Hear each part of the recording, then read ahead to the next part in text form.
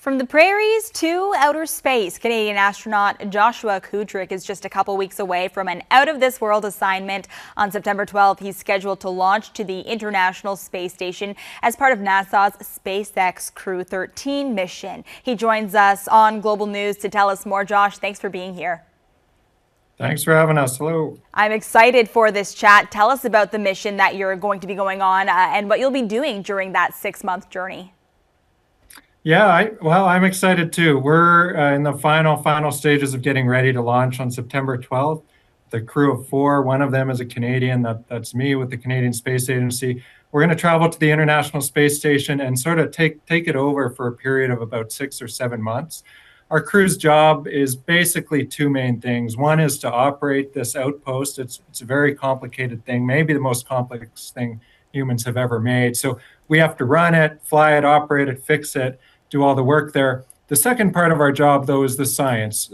Space station's a floating laboratory, really, where we do science from all over the world for different people, some from Canada, others from many, many different countries, but science that we can only do in space. So sort of a glorified maintenance person, operator, and then also on the side, a scientist. This is a big deal, Josh, but you are as cool as a cucumber right now. Are there any nerves involved when you do, something like this? And if so, how do you stay so level-headed?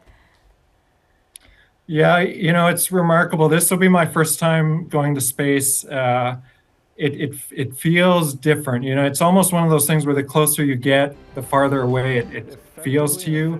I don't feel nervous right now, but at the same time, I'd point out we've been training for this for years. I was selected 9 years ago. I've been training specifically for this mission for about 5 years now. And so spaceflight is a bit odd that way. It's so complex that I think if you got to the launch week and you did feel nervous, that would be a pretty big indication that you weren't ready to go or that you had done something wrong.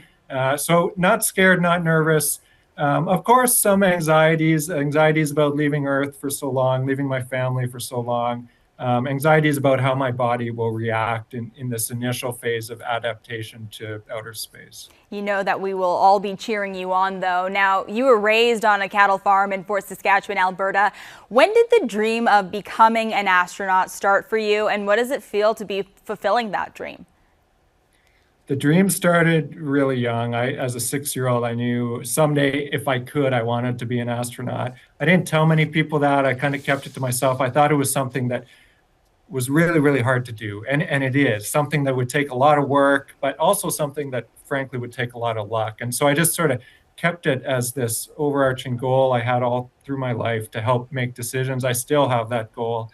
But it started in me really, really young. To be here now, I feel like the luckiest person alive. I feel a lot of excitement. Of course, I've dreamt of going to space my entire life.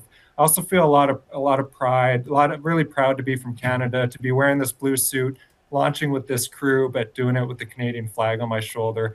It's a remarkable story, Canada's history in outer space, what we've done, what it's brought to our country, and to still be part of that, to be there on the leading edge of human exploration.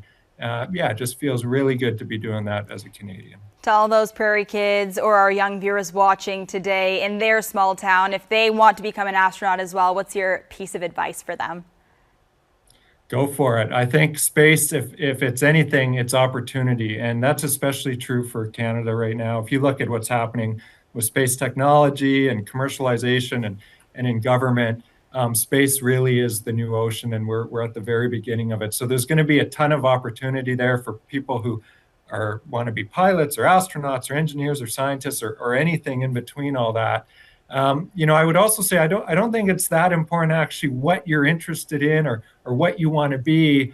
The important thing for me anyway growing up was that I found something I was really excited about, really passionate about. That was space flight and then flying.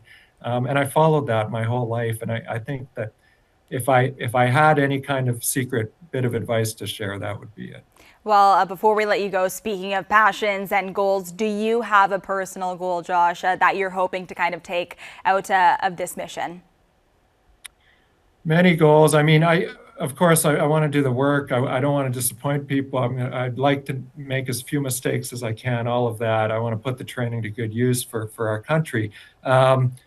Personally, I want to come back with an appreciation, a heightened appreciation, I would say, for Earth, for the importance of protecting it, and for the importance of really trying to collaborate among countries here. I mean, that sounds almost poetic, but it's true. There's certain things there that we need to be doing a better job of on Earth right now, and I think that spaceflight gives astronauts a unique occasion to reflect on that. I want to enjoy the mission, and I want to come back with that appreciation. I think this team and this mission is a good reminder of what we can achieve when we all work together. We'll leave it there for now. Canadian astronaut Joshua Kutryk joining us ahead of his journey to the International Space Station. Wishing you the best of luck, sir. Thank you very much.